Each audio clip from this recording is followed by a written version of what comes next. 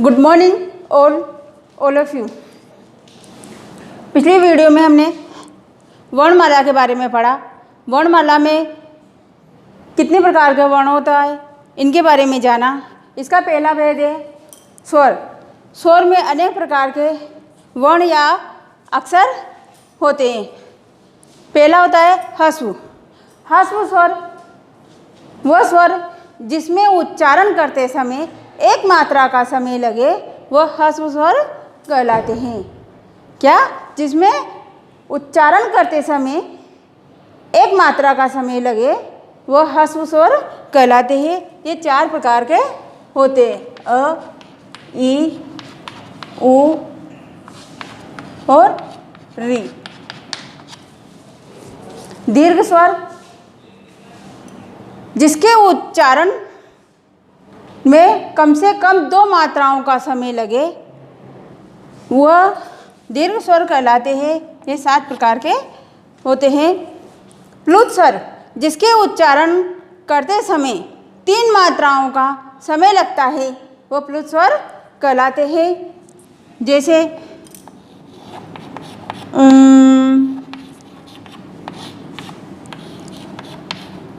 राम,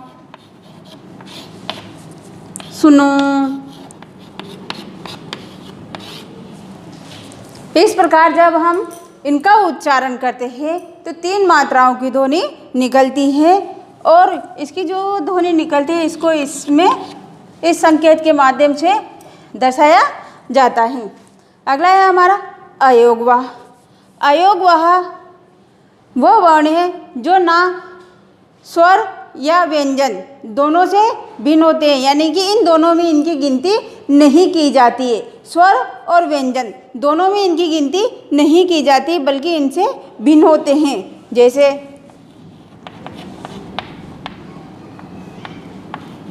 हंग, ओ, अह, ये दोनों ही अयोगवाह वर्ण होते हैं।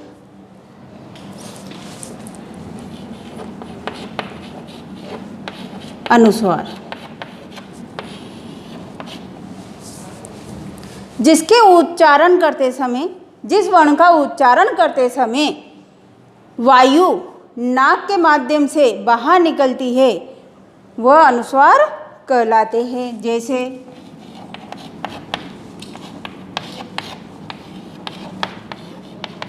हंस, वंश, कंधा इत्यादि। अगला है अनुनासिक।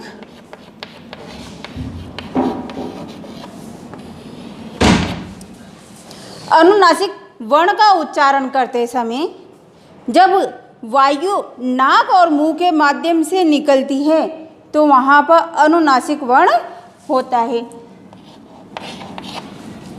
जैसे चांदनी, चांद, आँख आदि। अगला है विसर्ग।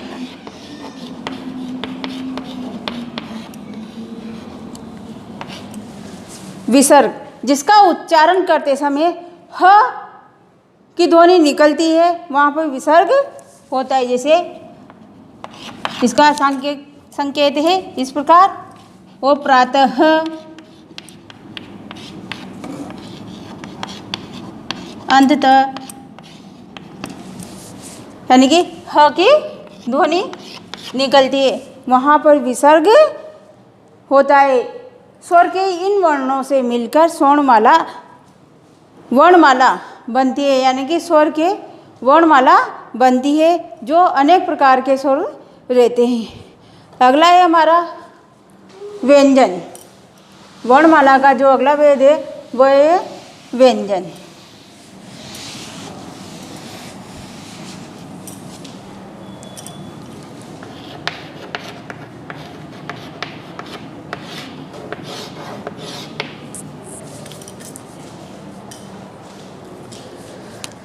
व्यंजन जिस प्रकार स्वरों में अनेक भेद होते हैं उसी प्रकार व्यंजन में भी अनेक भेद होते हैं। जिन भेदों के माध्यम से व्यंजन जो हमारे इसमें 25 प्रकार के होते हैं उनका वर्णन मिलता है। इसके अलावा व्यंजन में अंतस्थ, ऊष्म, संयुक्त व्यंजन, इन व्यंजनों का भी समावेश होता है।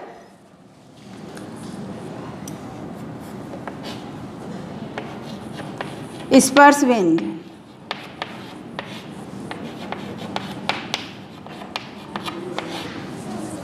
स्पर्श व्यंजन या स्पर्शी व्यंजन।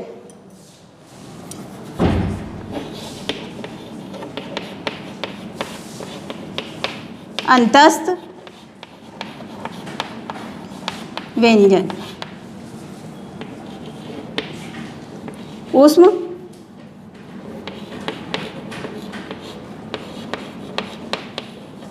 व्यंजन, संयुक्त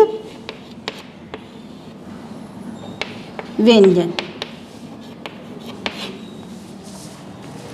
स्पर्श, स्पर्श का अर्थ होता है छूना।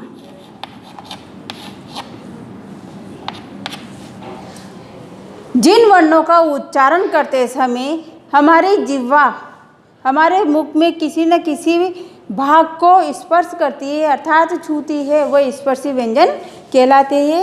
ये 25 प्रकार के होते हैं। इन 25 प्रकारों में 5 प्रकार के वर्ग,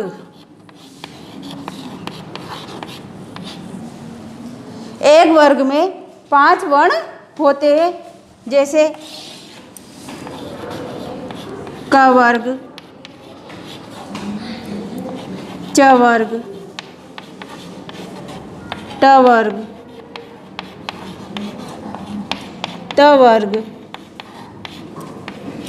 प वर्ग। ये पांचों वर्ग मिलकर स्पर्श व्यंजन में कुल मिलाकर हो जाते हैं हमारे 25।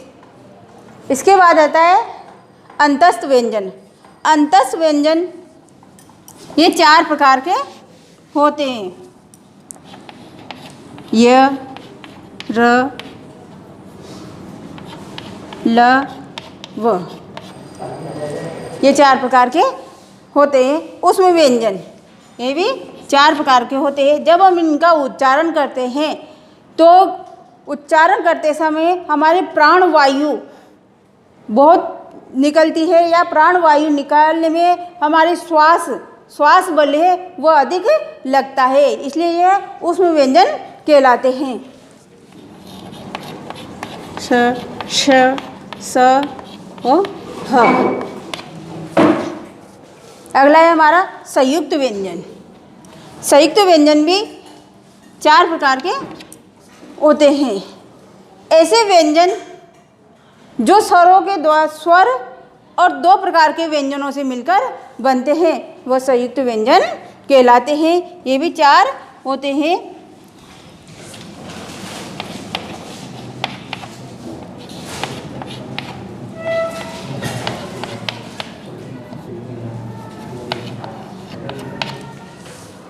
ये चारों संयुक्त व्यंजन कहलाते हैं।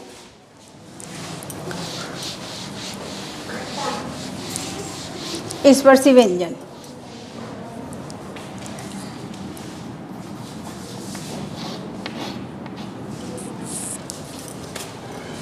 स्पर्शी व्यंजन अर्थ, स्पर्श का अर्थ होता है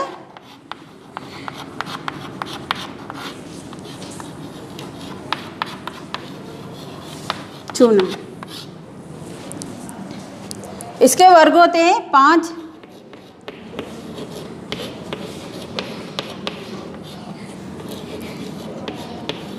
क वर्ग, च वर्ग, ट वर्ग, त वर्ग,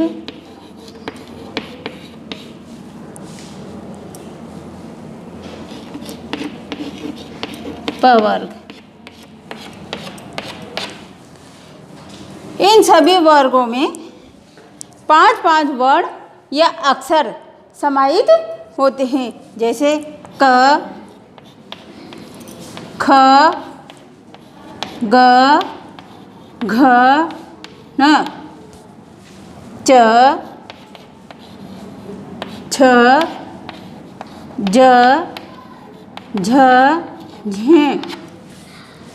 ट ठ ड ढ अण, त थ द ध न, प फ ब भ म।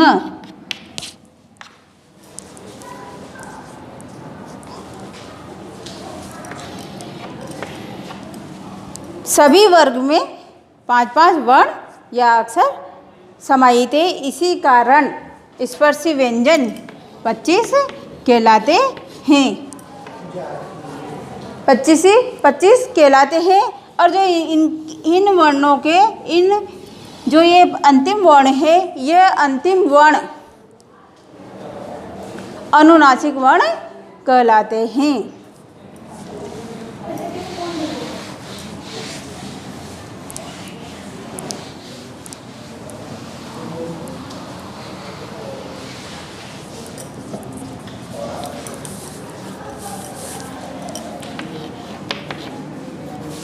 संयुक्त व्यंजन, संयुक्त व्यंजन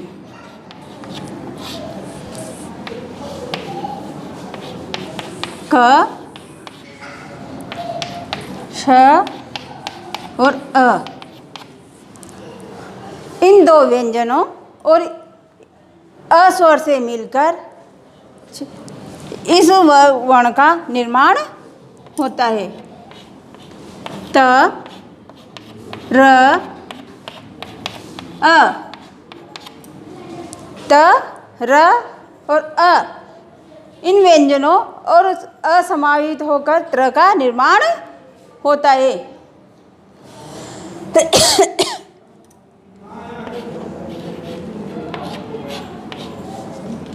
ग ये अ, ग ए और अ, ये दो व्यंजन और एक स्वर मिलकर गे का निर्माण करते हैं। स्र र